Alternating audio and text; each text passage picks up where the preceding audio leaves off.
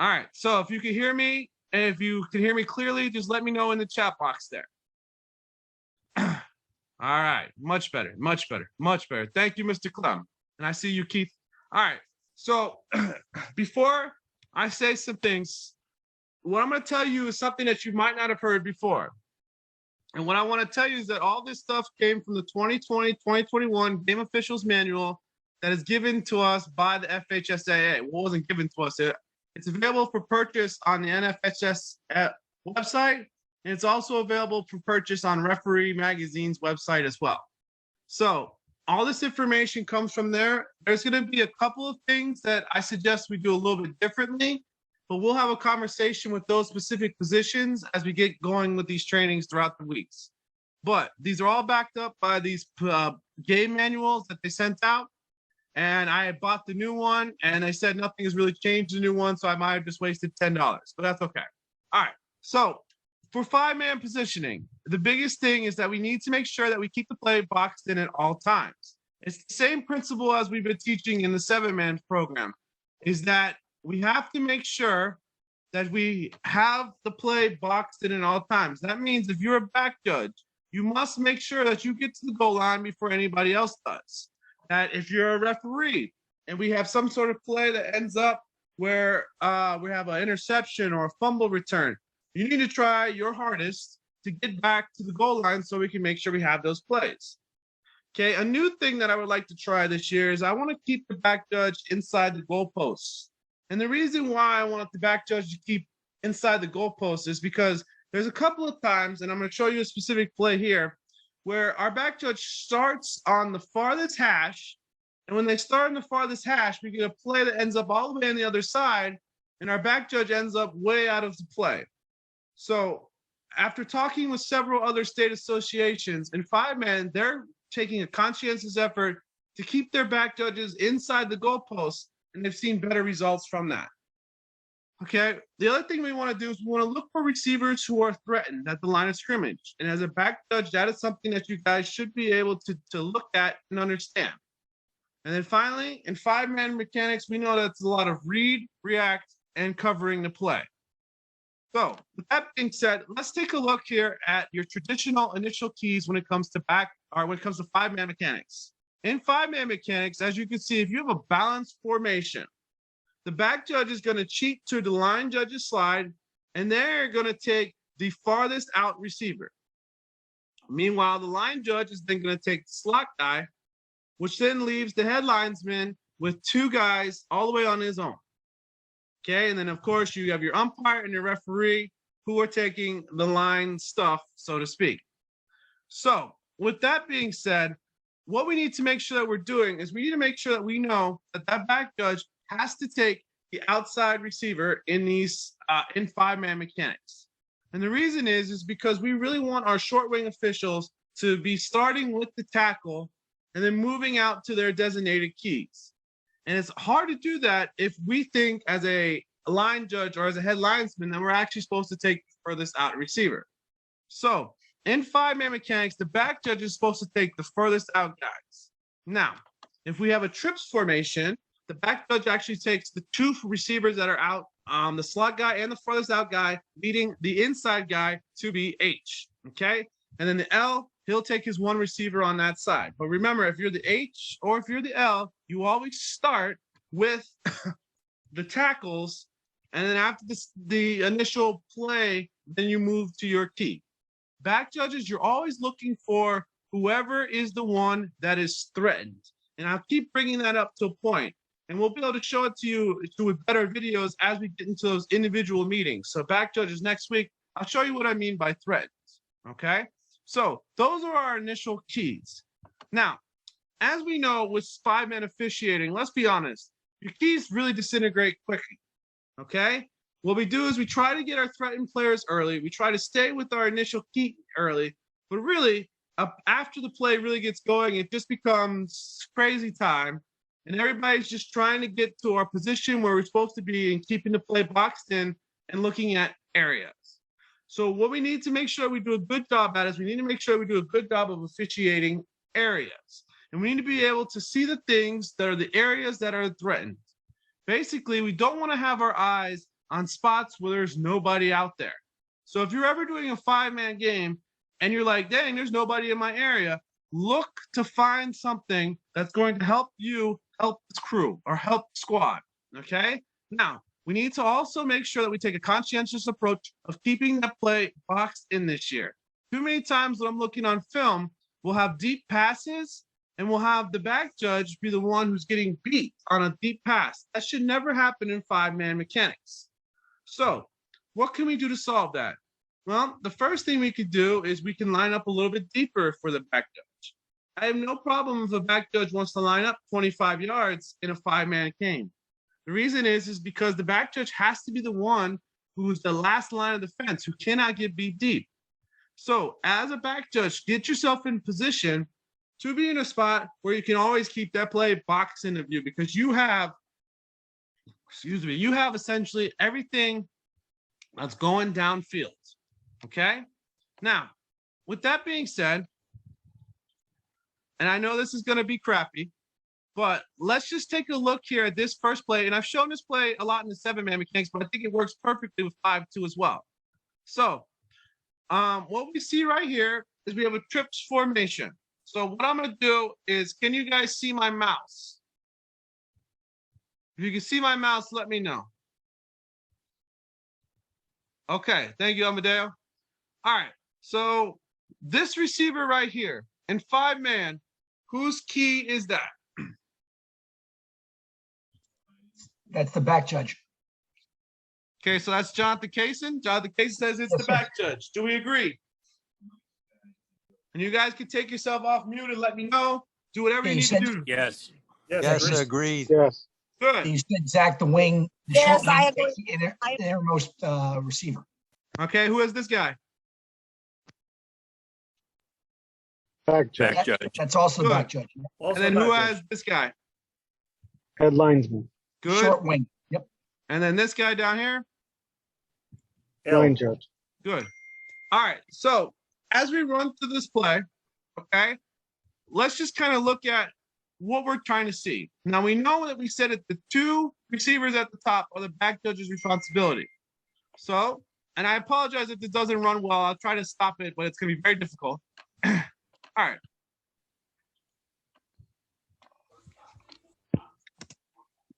I know it's choppy. All right, so what do we see here? What type of play is this? Bubble screen. Screen. Be shy. What type of play we have here? Double screen. Bubble screen. A bubble screen. We have a Okay. screenplay.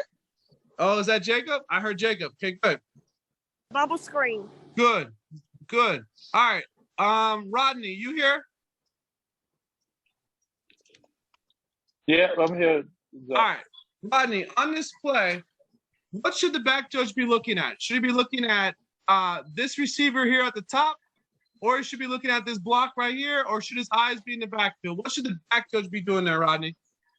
Looking at that block right there, the initial block right there for the bubble screen. Which number?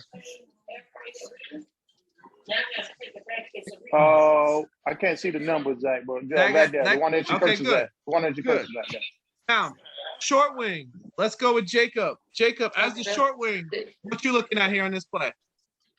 I'm looking at the receiver first to see if he caught the ball, and then to see possibly if his knee touched the ground when he did catch it. Good, good. So the reason why these screenplays are very difficult to officiate is because oftentimes what happens here is either all the officials' attentions goes where? Where does usually all the officials' attentions on the field go to? The receiver. The football. The football or the receiver. And so when all the officials' attention goes to the football or the receiver, what do we end up missing a lot? Illegal blocks, The block. inside blocks. Good. We end up missing the blocks out in front. So now that we know that if we're the back judge, we should be taking care of this block out in front, we have now freed up our line of scrimmage official to be able to look for the catch. And it's very important that we allow the line of scrimmage official to be able to look at the catch on this one. And the reason is and I'll take you guys back to a story that I had. My first year of doing college ball, we had a play very similar to this, but I didn't trust my back judge, or in this case, I didn't trust my deep wing on that side. So what my eyes did is I went out to the block out in front. What do you think I missed when the guy threw the ball? Missed the catch. I You missed missed the catch. I missed the knee on the ground. And the reason why I missed the knee on the ground is because I was so worried about the blocks out in front. So this is where this would be an excellent play to show your crew at the beginning of the year and say, hey, on these bubble screens, who's got what? And we should know that, hey, I'm the back judge. I've got all your blocks out on your front. Let's just take Keith, you and I, let's just talk here. What are some of the things that you think could go wrong besides this block here by 16? What could this guy do to 24 that would not be allowed in high school football? Block. Blindside block. Okay. What else? A low block. A low below the block. wing. Good. So those are the things as the back judge we want to make sure that we're looking at. Okay. We're going to make sure that we look at the initial block from 16 because they're engaged. And then once we determine that 16 is okay, then our eyes should go out here to the receiver out in front because we want to make sure he doesn't block low or we don't have any type of peel back block coming in from the other side. Good. You have it. Okay, I'll roll it back. I know it's who's that, Roy? Yeah. You mean to roll it Let back? me interrupt for I'm getting feedback. Hold on a second. You making an album, Roy? Go ahead, Roy. He's landing on internet.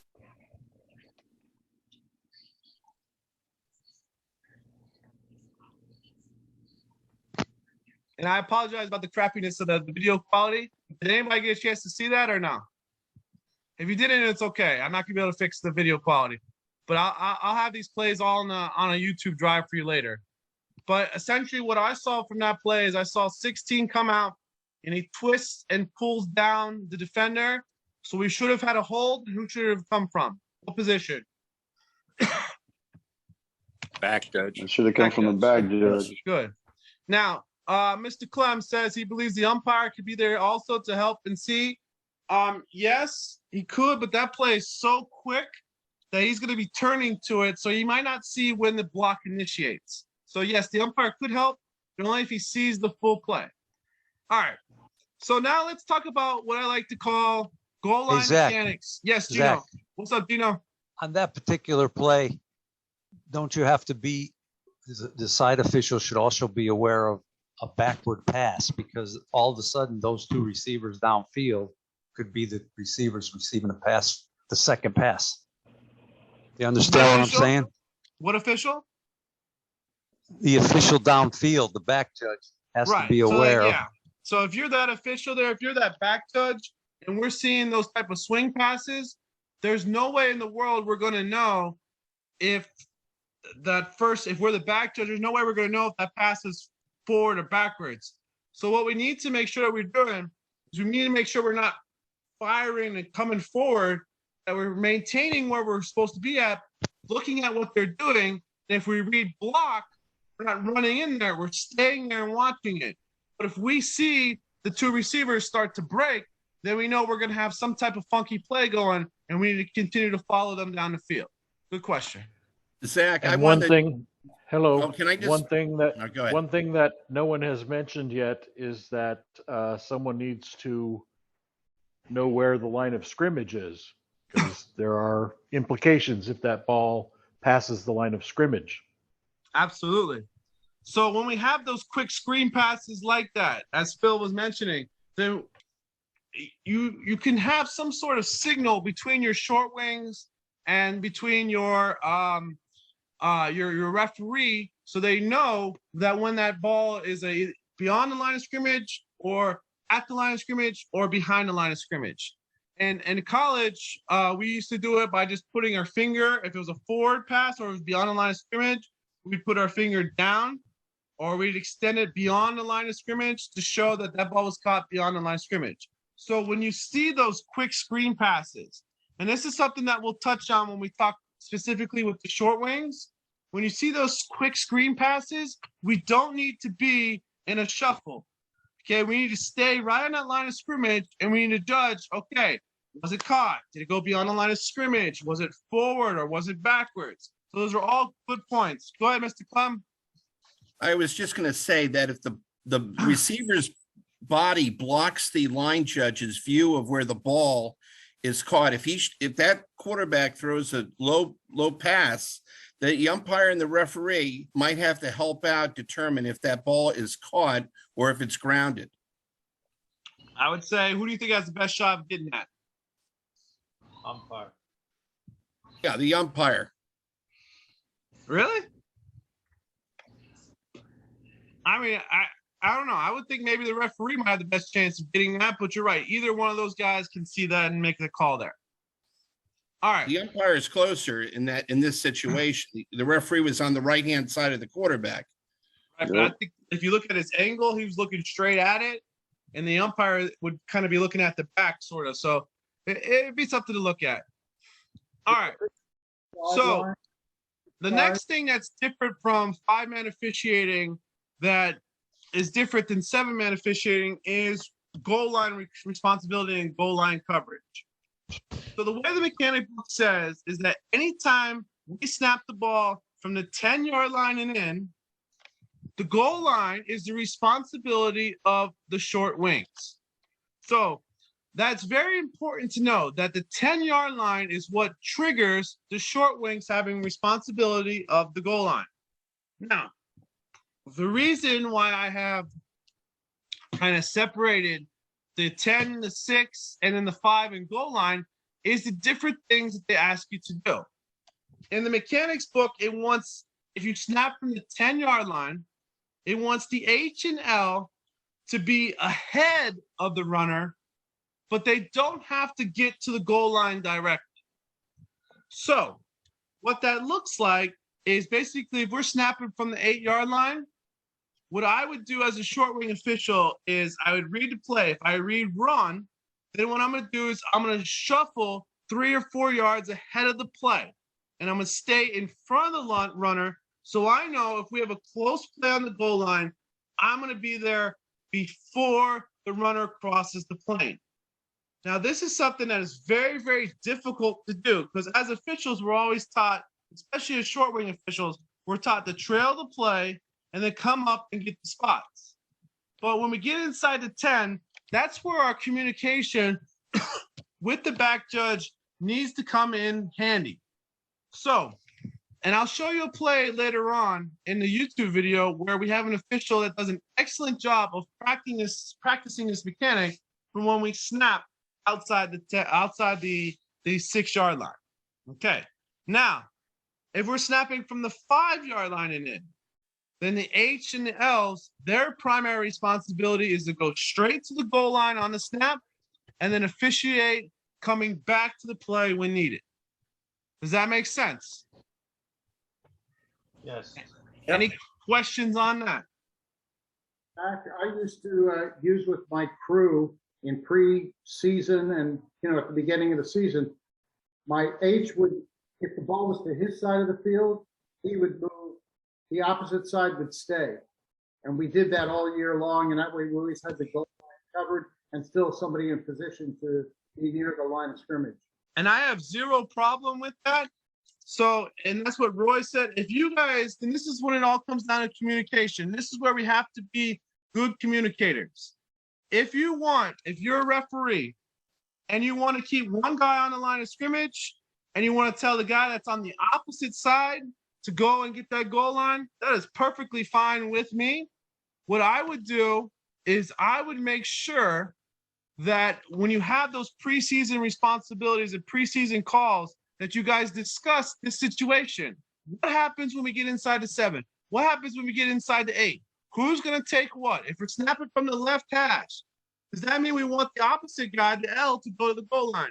But those are all things that you can do, and I'm perfectly fine with the referee saying to their wings, hey, if we snap from this position, I want the opposite guy to go to the goal line, and then my guy that's on the strong side or the less amount of yard side, I want him to stay in that line. I got no problem with you guys do that as long as it's consistent. what I had my crew do last year is every time we got into the situation, I would get on the microphone, I would get on the radio, and I'd say, okay, we're inside the 10. Who's going to get the goal line? Who's going to get the goal line? And I would make the two wings verbally repeat to me that they were going to get to the goal line. And sure enough, by the end of the year, we got to be like second nature, where everybody knew when they were supposed to get to the goal line. Everybody knew when they were supposed to stay. So these are the conversations that you have to have with your crew. Like Roy said, I have zero problems if during your preseason meetings, if you guys want, if we're snapping from the left hash, if you want that short wing on the left side to stay in the goal line or stay on the line of scrimmage, and then the short wing on the opposite side to go straight to the goal line, I have no problem if you guys want to establish that in your preseason meetings. Good point, Roy. All right. Now, that's it for goal line communication and goal line mechanics. But where we get into what I like to call the scary zone or the danger zone is when we snap from the 20-yard line and in the 10-yard line. So when we snap in between the 20 and the 10 is what I like to call the quote-unquote danger zone. And the reason why I like to call it the danger zone is because if you've ever been a back judge, you know that when we snap from the 15-yard line, you're responsible for that goal line, but you feel so dang close to the action that it's very, very difficult for you to line up on the goal line. Also, you also might have a safety in that scenario when we're snapping from the 15 to 12 that's on the goal line with you, and you don't want to run into him. So what I had my crew do last year is I had my back judge line up kind of in the middle of the end zone there. If he read run, what do you think he did? Goal line. Step up to the goal line. Good. He stepped up to the goal line to ensure that we had it covered. If he read pass, what do you think he did? And this might be a trick question. If he read pass, what do you think he did? Line. What was that, Keith? If it's a pass I'm reading, I'm going to retreat back to the end line so I have everything in front of me. Good, good. So when we get to this danger zone, what often happens a lot is, and I've seen this on a lot of the on the films that I looked at through Huddle, is what happens when we snap from the 20 to 10, we oftentimes leave the goal line uncovered. And I looked through about 7 games today, and in each one of those 7 games, I saw a scenario where we snapped from the 15 or the 16 or 17-yard line, and the goal line was naked, and nobody was at that goal line. And these were on just regular run plays. And what I think we need to do a much better job as an association is that when we enter this quote-unquote danger zone, we need to make sure that we're communicating with each other, especially the short wings and the deep wings, to say, hey, if this is a run play, back judge, you got it. If this is a pass play, I'm going to slide down and I might be able to help you out. Because if we don't do these things, we don't ever want to be the crew that gives unwarranted touchdowns. We always want to be in the right position, or we need to have at least one person on the goal line to be able to rule when we get to that quote-unquote danger zone. All right. Bob, what was that you said? I think it depends on your personnel. If you have 2 wings that can't get to the goal line, the back judge is going to have to help out a lot more. But if you have a pass-happy team, it's going to be tough. He's got to be able to help out in the end line, and one of those guys has got to get there. I agree. So that's the other thing, too, is that you have to see how the game is going. You have to know how your teams are. If you've got a team that's out there running the triple option, then yeah, as a back judge, I probably would just stay on the goal line. But if I got a team like Western, I did their spring game this year, and they must have thrown the ball 75 times. Well, if I know that, I'm going to tell my back judge before the game, hey, basically start halfway in that end zone and look at that outside key. If you see him run the fade, go straight to the back line. If you see him running an in or a slant, kind of stay in that area right there, then we can officiate from there. But these are the things that you have to have conversations with in order to make sure that we can get those goal lines covered at all times. Because really, that is the most important line on the field, is that goal line. Are we all good with that? Yes, sir. Okay, Yep. now, if you look here, and I'm sorry, I know this play is gonna not run well, but I'm gonna be able to stop it at certain spots so we can at least look at the positioning that we notice. Okay, so very first thing is where are we What snapping the about ball the from? 18-yard line? The danger zone. Thank you, Vento. Roy, you're not wrong, but I want to hear that we're snapping from the danger zone. Okay, now we're snapping from the danger zone. So we're at the 18-yard line. Who's responsible for the goal line? Back judge. Do you see a back judge? No. No, No, he's probably the goal post. he's probably under the goalpost. Well, we hope he's under the goalpost. But where are we snapping from? 18-yard line. Oh, I mean, what hash? Right hash. Right. Right, we're snapping Right from the right hash. Okay, where's the strength of our formation, or are we balanced? No, it's on the left side. Left side. The left balanced. spot. I think we're You're balanced. I It's see a balanced. tight end, Yeah, I it's see a tight end. wide receiver, and I see two receivers out here. So we're Yep. balanced, right? Yes, sir. Yeah, Okay, in this formation, who is the back judge's key? Outside to the line judge side. So where is the line judge's side? On the top of the screen. The right side. Near side. So before we talk about anything else, as a back judge, where do you think most back judges are going to start their initial positioning at? This is not the correct answer. This is where do you think most back judges start off? On the right Post hash. receiver. On the right hash, right?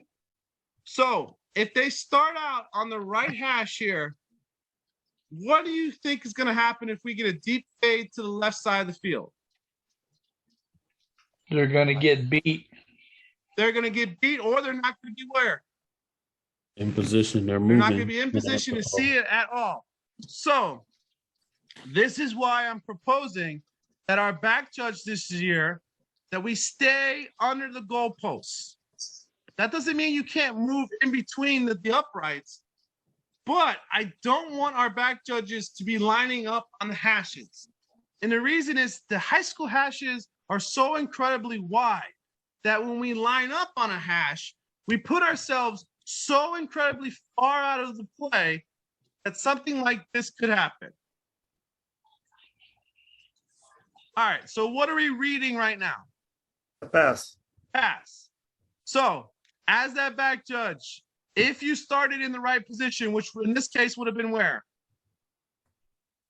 In the middle of the field. Middle But of the where? field, On the goal goal line. line, in the On the middle of the goal end zone, or on the end line? The goal line. In the goal Goal line. line. Okay, so now we see this type of play. What might we do as a back judge?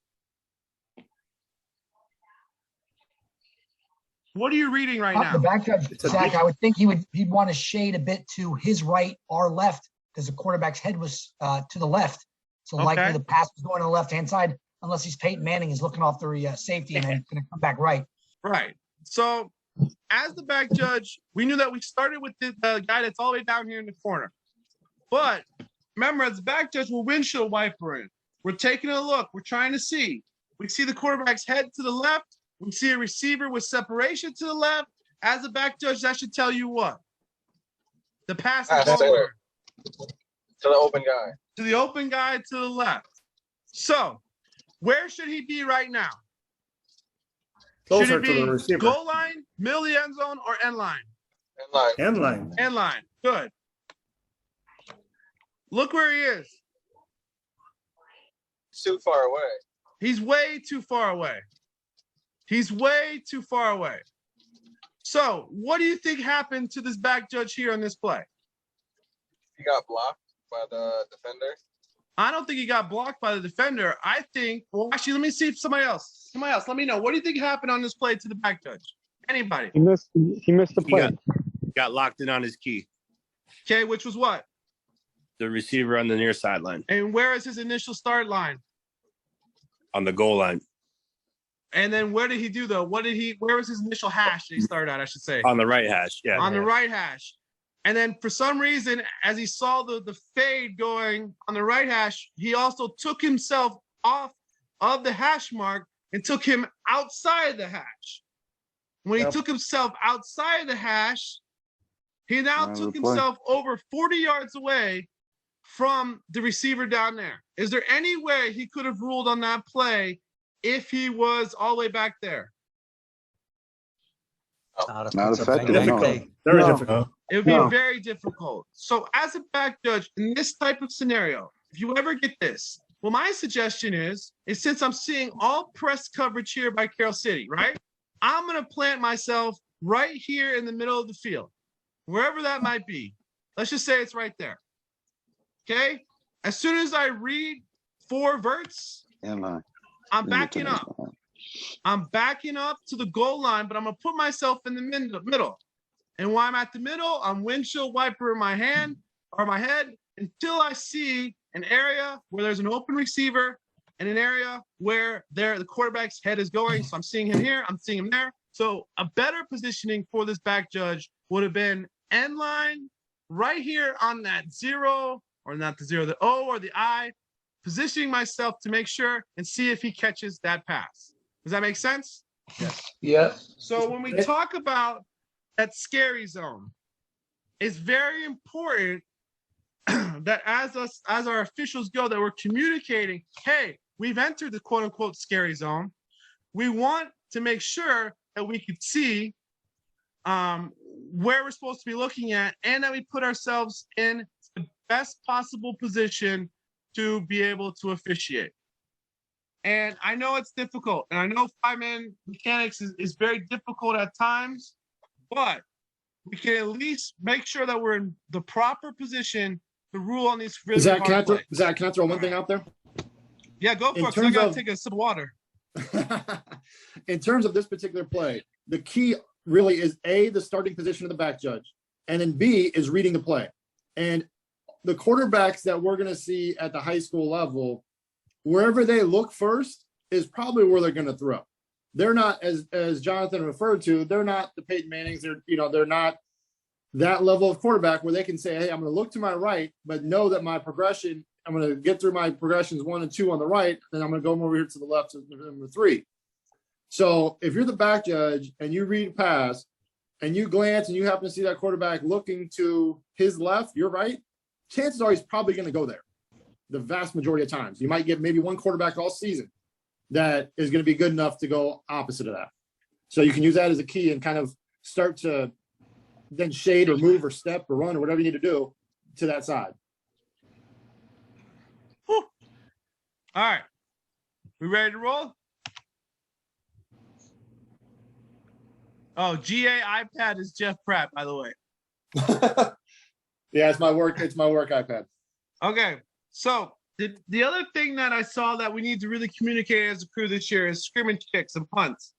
And this has been one of my biggest pet peeves in all the years that I've been officiating is you don't really see a lot of people know what they're supposed to do on scrimmage kicks. Now, remember, we're always taught to keep the play boxed in.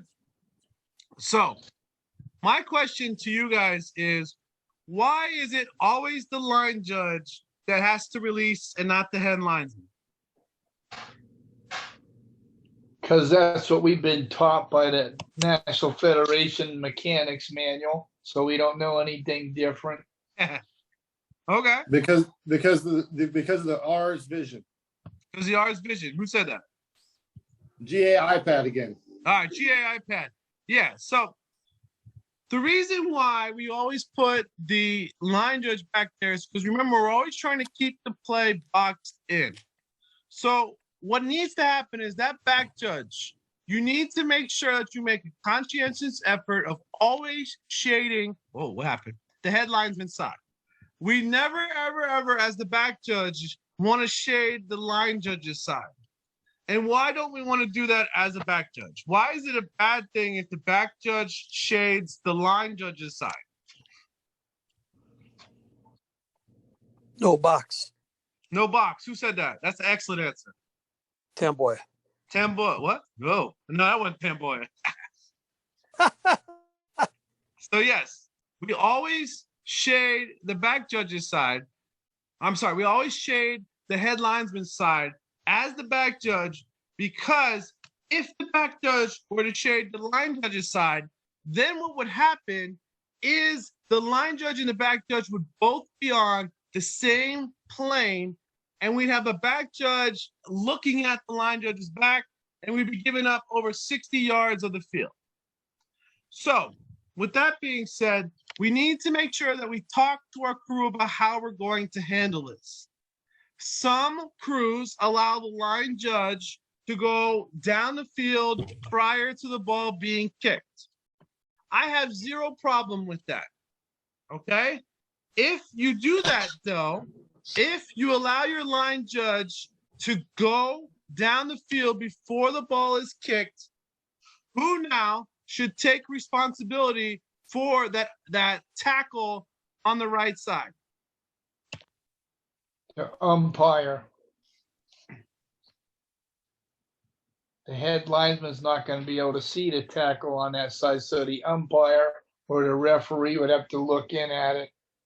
This is where I want my umpires to chime in. Umpires, do you think you'd be able to see that opposite side tackle? Yes. Are you comfortable taking that then, if your line judge moves down the field? Yes. Shouldn't be a problem. Okay, so in actuality, if you have a team that you see in warm-ups that they can actually punt the ball and snap the ball, and I'm actually going to be in favor of moving that line judge down the field before the ball snapped, and then telling my umpire, hey, you now have responsibilities of the center, the guard, and the tackle, and any other player that's going to be on that side. And we can do the same exact things when we have a scrimmage kick that's for a field goal attempt or a PAT attempt, because we know that we're going to have one of those short wing officials is going to go under the goalpost. So it should be the same exact technique or same exact style that we've been doing for, excuse me, for the scrimmage kicks for the PATs and for the field goal attempts. Now, when the ball snapped, who should take that far guy or that tackle? Umpire? Oh, no, snap. No. Yeah, the ball's been snapped. Who should now take this guy right here to watch to see if he holds somebody, to watch to see if he blocks somebody low? Who should take that guy? Umpire. Umpire. Probably the referee. Thank you. Why the referee?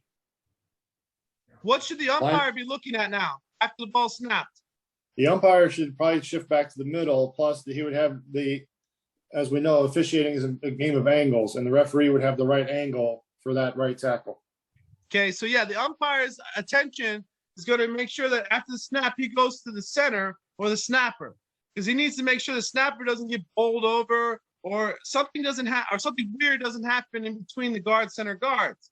Now, does the referee, when that ball is snapped, what is the referee looking at while the ball is in the air during the snap? What's he looking at? Looking at the punter. Right. Does the punter have the ball yet? No. No. So could our referee start with the tackle here, and then as the ball's going, so tackle, up back, punter, boom. We could do that as a referee if we do what with our positioning?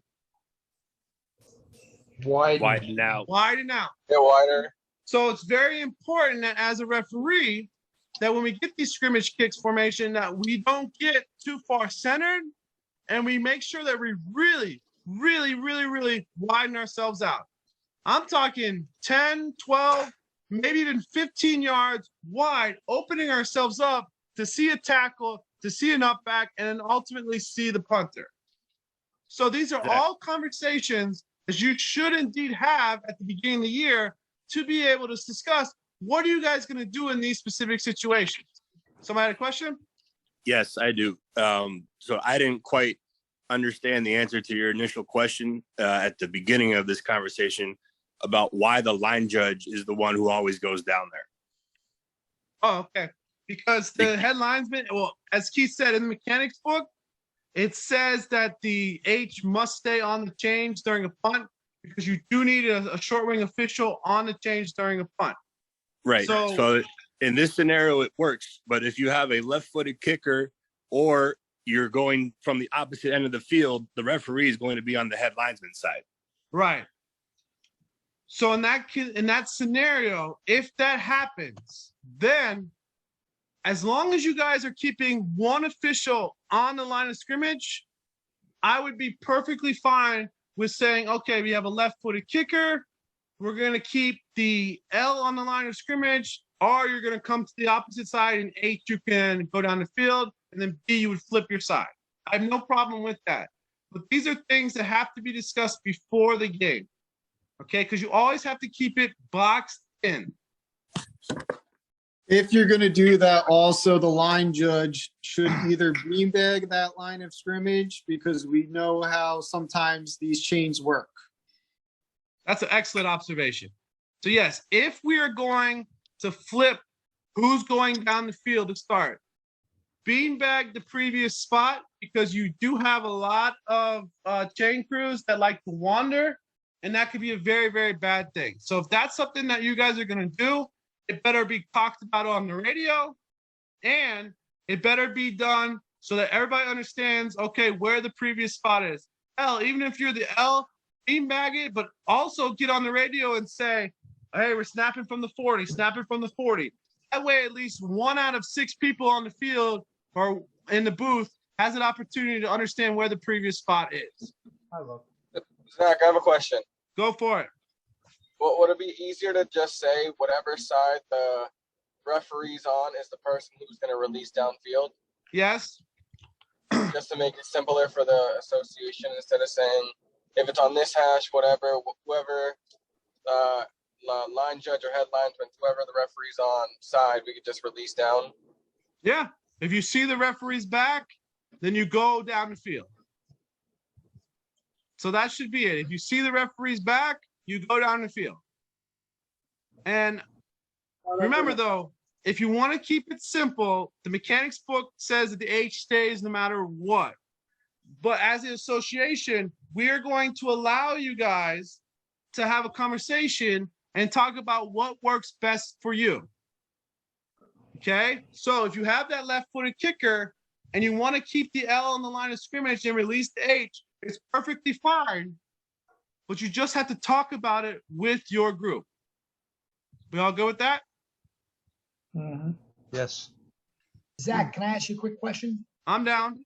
Yeah, even if you're, as you indicated, the referee, you said widen out, let's say 12 to 15 yards. From the time the ball's snapped to the punter receiving that ball could be 2 seconds. How can an R check out a right tackle, an up back, and keep his eye on the punter to make sure you don't have roughing? Well, remember, as soon as that punter gets the ball, you're gonna have the punter. But there's a, like, you'll have to see it when it gets into live action.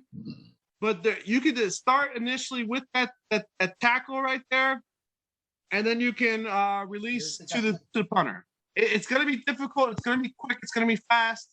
But when that punter has the ball, you should be able to see him catch it out of the corner of your eye while you're looking at a block, and then you could go straight to the R or straight to the punter. And that's something that we'll show when we get on the field and when we do our trainings on the field later on in July.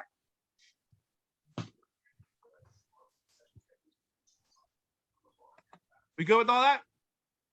Yes, thank you. Yes, sir. All right, so here, Also, I'm ready. Go ahead. Zach, I just wanted to interject one thing on a punt. The wing official that's staying on the line also has to help out the referee in case you have a block punt in the backfield, and also to help the umpire out on if the ball crosses the line or not. And I'm going to show you a really good play on our general meeting on Tuesday, and we're going to talk about how that could help on how we could. It was a 7-man game, but we're going to talk about how we would handle it if it's a 5-man game. But yeah, It's a really good play that happened in the from last year's #1 crew against Coco. And that's exactly what you're talking about. Okay. So this play right here, I just wanted to show you to you guys because I think it's really, really good positioning by both officials. All right. So in this scenario here, you are the referee. what official are you telling to go down the field? The line judge. We good with that? Yeah. Yes. Like I said, oh crap.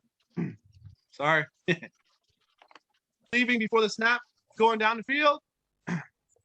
There's our punt. Look at that positioning from both officials here. The back judge, is he trailing every third man? Yep. Does he have at least 10 yards of space in between on a diagonal? No. No. Yeah, he does. If you were to draw a line out from here, that's at least 10 yards, I would say. If it's not, it's close enough. Our line judge, is he in good position to see any type of blocks out on front? Yes. Yes. So when we talk about the way that it should look, this is the way that it should look. The back judge has good positioning right here. He can see anything out in front. The line judge can see all blocks out in front. Remember, we're looking for orange colored jerseys running the wrong way. So orange is going from here, from right to left. All orange players should be running from right to left. If we see an orange player going from left to right, what should that automatically trigger in our brain? Look in the back. Blindside block. Block in the back or a blindside block. That was the best thing that was ever taught to me, was it look for the players who are not running to the goal line that they should be running to. So right to left is where orange should be going. Let's take a look. If I can get this to work. Well, I couldn't stop it, but that's okay. All right, so I'm gonna put in the chat box now. I'm gonna put in these chat box these plays, okay? And I you saw a guys block can in go the on. back. And Yeah, there's a block in the blindside back, and then block, there was and a also a blindside blind block. side. Yeah, so there's two. Now, if you guys would go to the chat box now, I've put in the YouTube video that I'm going to show. Unfortunately, my internet sucks, as you guys know. But these are some really good plays that we'll talk about it, and I'm also going to bring up the timestamps that we're looking at so you guys know exactly what I'm showing you. For some reason, there's a huge gap in this one, but that's okay. Don't look at that. Pretend like you can't see that right now. All right. So the first one is going to be from 0 to 30. If you watch the YouTube video with me, it's from 0 to 30 seconds. I'm going to put it up right now. That way you get.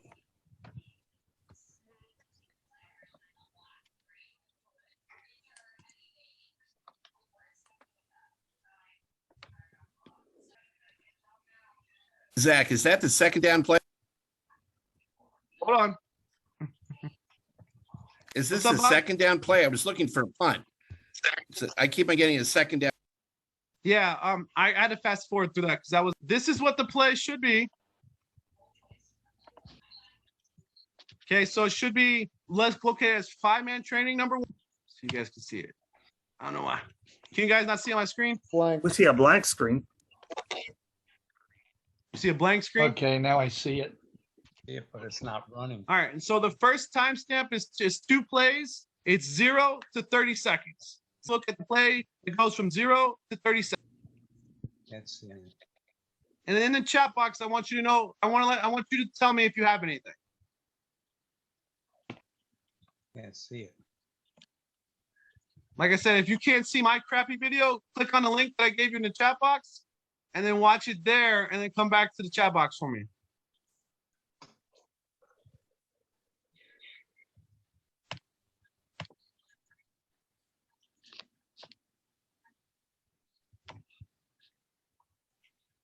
All right, so let's talk the formation. What type of formation do we have here? Balanced. It's a balanced formation. So back judge is keying on where? Line judges. Okay. Who has this tackle right here?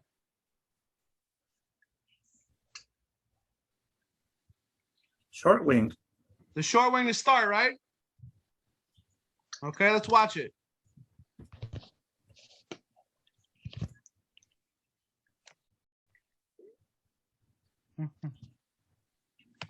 There it is. Okay. The referee should pick that up. There we go. That's what I was looking for. So that's enough time where the line judge is going to now have to be with his keys because they're being threatened. So now who should pick up the tackle? Referee. The referee. Okay, what do we see? Holding. Takedown. What category? Takedown. All right, and we're all in agreement that that should have been the referee who had it? Yes. Yes, for 5-man, yes. Okay. Yes. Now, why do we think? Well, actually, That's going to be hard for the referee, guys, because he's behind him.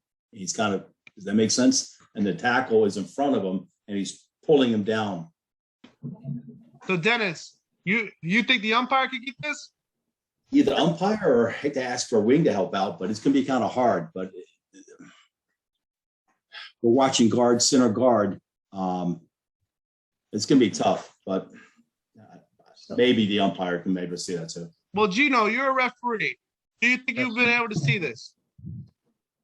Well, looking at it there, yes, you should probably see it because you got that opening between the passer and the back there. But if that passer moves up, you're probably blocked out.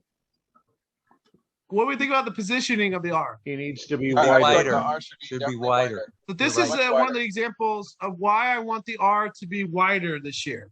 If we can get that R and put him over here, now he can open himself up to see both tackles and the quarterback on the edge. Here, I think he kind of straight lines himself a little bit too much, which then causes him maybe to not be able to, like Dennis say, to be able to see the interaction out in front, because when he's here, who's he blocked by? The quarterback. Running back. The quarterback, And the the running running back back. here. So it's gonna be very difficult. However, if he were to put his positioning over here somewhere, now we can Just kind of see have a between clear them. look into it. So these are just the things that I want us to look at. And while we look at these plays, I want to talk about, okay, how are we supposed to officiate these plays? And of course, what do we think about the back judge? I know it's a terrible stopping point, but is that back judge, is he in good positioning? He's right up Not here. enough depth. Should be farther back. Could be a little Deeper. farther back. I'm Should be actually deeper. okay with where he was. I'm okay with where he was. Yeah, he could have been a little bit further back. But remember, sometimes they're just faster than us. All the time they are. And this is another play where we had the same exact thing happen. He takes his right arm and he shanks him down. Okay. Now, what you notice afterwards? He gives him kind of like a little patty cake thing. Are we okay with that? Nip it in the butt before it gets out of hand. You mean Right. taunting? And I see the umpire kind of looking at him like, stop doing stupid crap. So that's something where we want our umpires to go in there and talk to him after the game and say, hey, stop playing patty cake with him, especially if you just held him. All right. This next one is very short. Okay. And this is what I like to say we need to improve on as an association. And this, for those of you guys that are watching the video separate of me, it's just 30 seconds. And then for some reason, the video delays to a minute. But here's what we're looking at. Okay. We have a ball that's about ready to be what? Snap. What? Snap. The snap is imminent. Okay. Now, what do you see happen on the sideline? What do you see this guy over here doing? What's he doing right now? Motion. The referee all the way down here. What do you just do? Stopping the clock. He's putting a touchdown signal. What is that? Good. He's giving a stop of clock signal. However, the coach does want a timeout. But what did we just say? The snap was what? Imminent. The snap He was should be imminent. running in. He should be running in. There we go. So, and I get on my umpires for this a lot. And you'll know this is something I yelled at Evan a lot last year, but he got so good at it. We always want to prevent snaps that shouldn't happen. So anytime we're in a situation like this, where the snap is quote unquote imminent, we need to do everything that we possibly can to stop the clock in order to make sure that the snap will not occur. So there's two things that need to happen here. The H needs to make sure that when he stops the clock, he runs directly into what area? Towards the referee on a 45 I wouldn't degree say angle. towards the referee. I'm going to say towards the ball. The umpire can see him. And he needs to be tooting all the way in to steal And the Tommy umpire James should be ref. moving up, at the same time. And then exactly what Gino said, at the same exact time, if you're an umpire, snap's imminent, and we hear a whistle, we need to haul ass to get over the ball to stop it from being snapped. So I'll give you guys a scenario. This happened to me in my first ever varsity year. Coach came up to me, wanted a timeout. I called a timeout. I stayed on the sideline. They snapped the ball. The quarterback on the other team stopped. Defensive end came around the corner, hit him, knocked him out of the game. And the reason why that happened is because nobody was getting there enough to be able to stop the snap from happening. So one thing we need to work on this year is when we see that the snap is imminent and a coach calls a timeout, if you are a short wing official, get in there. If you're the umpire and you hear a whistle, get in there and stop it. Okay. All right, next play. Where are we snapping from? Side of 10, 8. We're snapping from the 8, right? Yes. Who has goal line? Short wings. Short wings. The short wings have the goal line here, right? So, with that being said, I want you to look at the mechanics of the short wing official. Remember, if we snap from the 8-yard line, what does the manual say that the short wing needs to do? Stay what? Ahead of the runner. To stay ahead of the runner and make sure that he gets to the goal line before they get to the goal line. So this goes from like 108 to like 120 for those of you watching on your own separate video. Okay, so we're snapping from the 8. I don't know why it's in slow motion, but whatever. And I want you to watch the short wing official. How about that positioning? It's good. That's perfect. That's exactly what we want when we're snapping from the 8-yard line. We have the short wing that's ahead of the play. He doesn't have to be on the goal line yet, but we know that if that play gets to the goal line, he's going to be right there. Okay? He can still see these blocks out in front. And as we let the play progress, he's at the goal line when the guy crosses the goal line. So this right here is an excellent job of what I mean when I say this is what we need to do when we snap from the 8-yard line. So that's the way it should look. So that was a very nice job by that official. And Zach, the other thing he's doing well, he's not right on the pylon. He's 4 or 5 Correct. yards back. Correct. And I do want to rip him on one thing. And the reason why I want to rip him on one thing is because he's on my crew. So let's look at what we could rip him for. Okay, what's going on right now? He stopped watching the play. Right. With that ball. So this is something that as an association, 90% of our officials do. We got a touchdown right here. And what are we doing? We're looking at who? Nobody. Nobody. Nobody. Goal line. We're looking at absolutely nobody. Okay? Remember, we don't have to look at the goal line. Okay? The pylon does not have a camera in it. We should not be looking at that. What we should be doing is we should be pivoting and signaling touchdown and looking at what? The players. Any action after the play's over. The action after the play. Now, the back judge here. What do we think about the back He judge? should have been moving towards the player, get the ball. Right. Not just sitting here yelling at them. Come into the players. Don't ruin their celebration, but come into there and say, hey, man, that was not you. All right. Yes. So we see this here. If you guys don't answer this question right, I'm going to be very upset with you all. What zone are we in? Danger zone. Danger zone. We are in the danger zone. Okay? Who's responsible? Who's responsible for the goal line? Back judge. Back judge. However, we have a safety that's where? At the On goal line. line. At the goal line. So we know lining up on the goal line is what? Dangerous. is not going to be possible.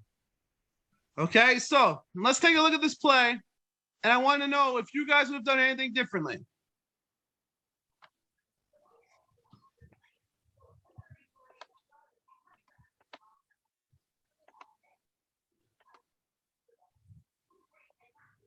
Maybe run up to the line to get a better view instead of just like looking from the back line.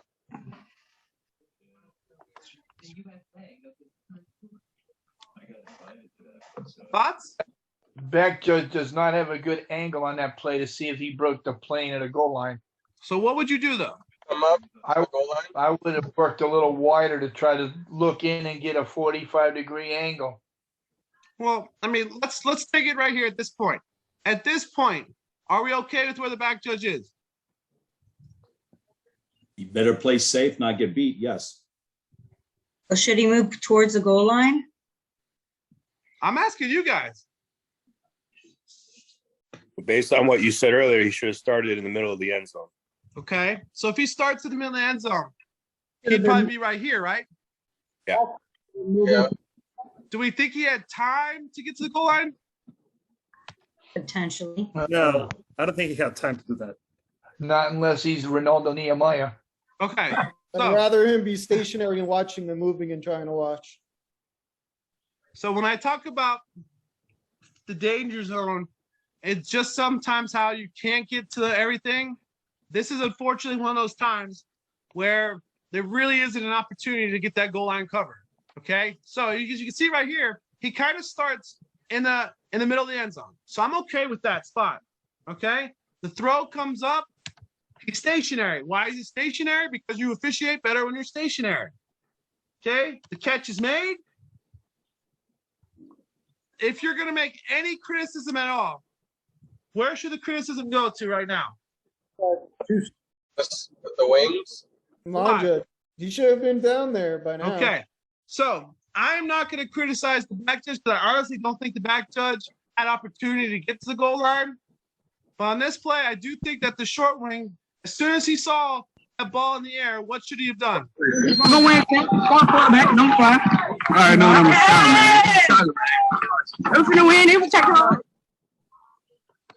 And I actually do think they got the call right.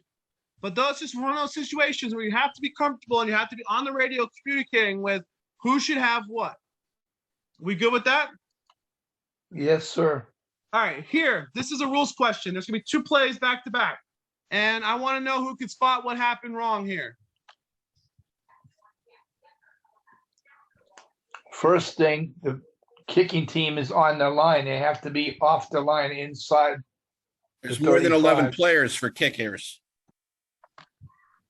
All right, let's go up to the first two things that you guys said. What did you say, Keith? They have to be inside the 35-yard line. Only the kicker can be more than 5 yards behind their restraining yard line. Bob, I got 11 on them. There's 6 people on one side of the kicker. That's okay as long as there's 4 on the other side. That's fine. You have to have There's 4, or 11. at least 4 on the inside of the kicker. So, Keith, you're going to say that they're on the 35? 11. Okay, 11. Yeah, especially the guy on the hash mark. His right foot is on the line. Okay. So I'll go with that, but that's not the thing when I saw that was wrong. So keep watching it. No, there's not four players Yes, there on the are. right side of Yeah, the there's 4 and kicker. 6. I thought the It same. looks like the football may be spotted at the wrong spot for the kickoff too. Doesn't it have to be inside the hash mark? Got encroachment on the left side. Is that Nick Buford? Yes, What'd you say? encroachment on the left side. The coach for the left side? Okay. Now, that's not what I was looking for, but that doesn't mean you're wrong. All right. So, obviously, what does everybody know? What is the foul here? Illegal formation. Illegal formation. What? Look where the punter is. The kicker is between player number 3 and 4. Yep. Looks like that. Legal. Oh, right here.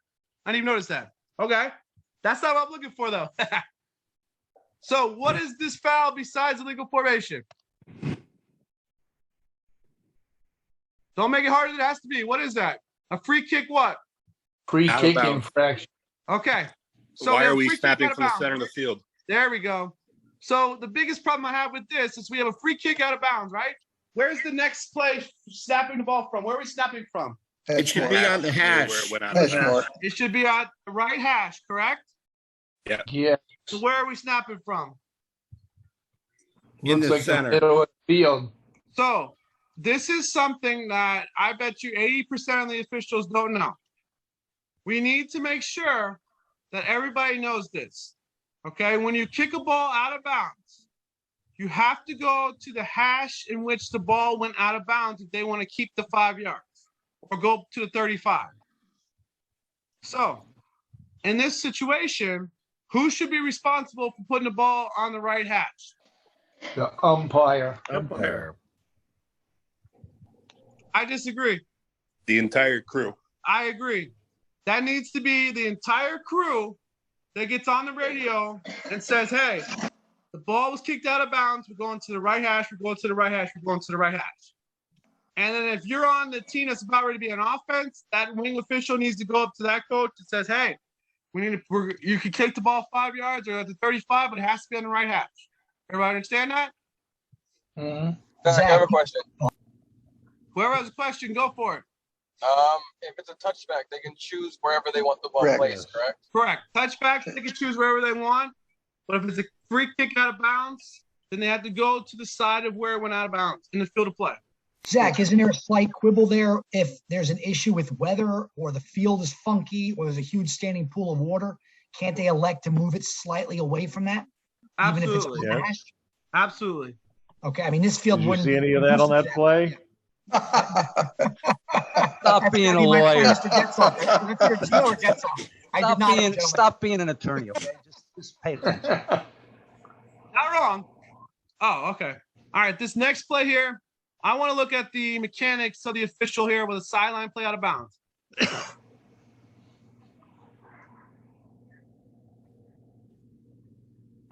Who are we looking at? You should have been facing the other way. Correct. So, as a short wing official, when we get plays like this out of bounds, the number one thing you should do is you shouldn't be so much on top of the play. So look where he goes when this play's over.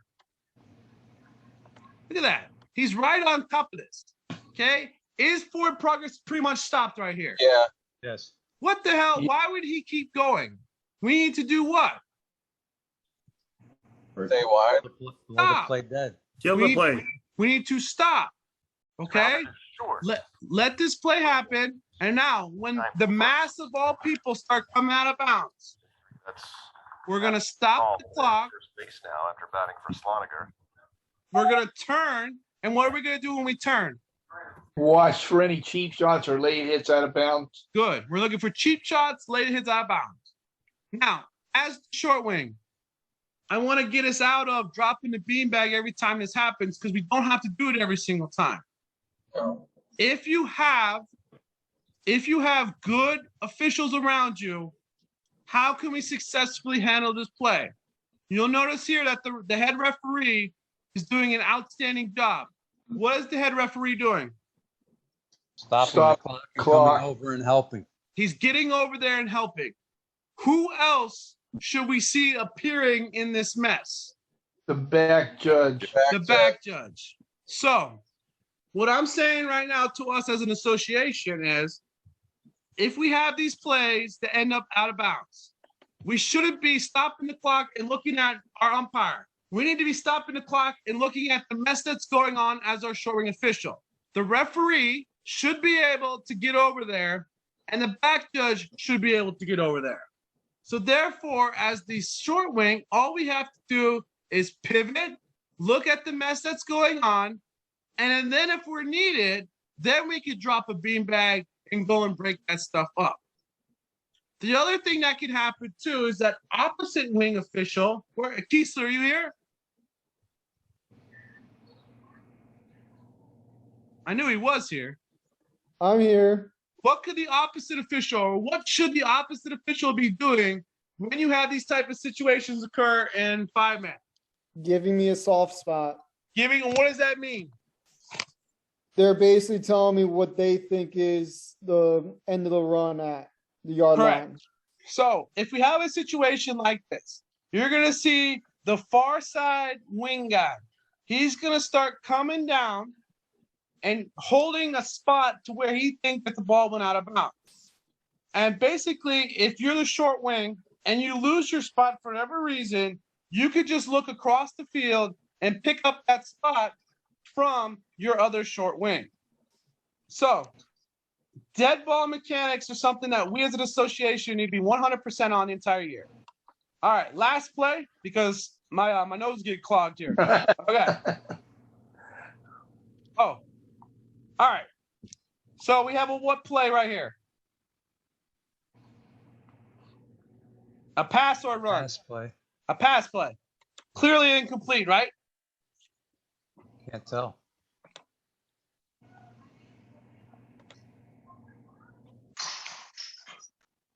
Ball goes in the air, incomplete, and he just hits it for no reason. So the reason why I showed that last play there is because I want us to understand that even though a play is incomplete, we still need to make sure that we are looking for things that happen after the play. Okay? All right. So this was kind of the meeting where we got everybody and all people there.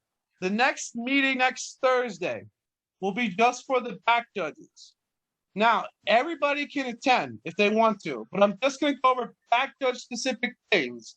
So we'll look at some plays that are DPIs. We'll look at some mechanic issues, and we'll go through there. Then I'll do short wings the following week, and then I'll do umpires and referees as we continue to move on. In the month of July, for all brand new officials and officials that want to take that next step, we'll be doing we'll be doing on-field training, probably at Gibbons, and we'll be doing those every Tuesdays. I'm just waiting for them to confirm with me. If there's people that would like to help out, please email me and I'll get you on the list and we'll be able to help out. And what I'm looking for is I'm just looking for guys that want to go out there, have a good time, and show the basic mechanics that we want to see. The last thing is attendance for this. For attendance, you're going to email me. I'm going to put my email in the chat box.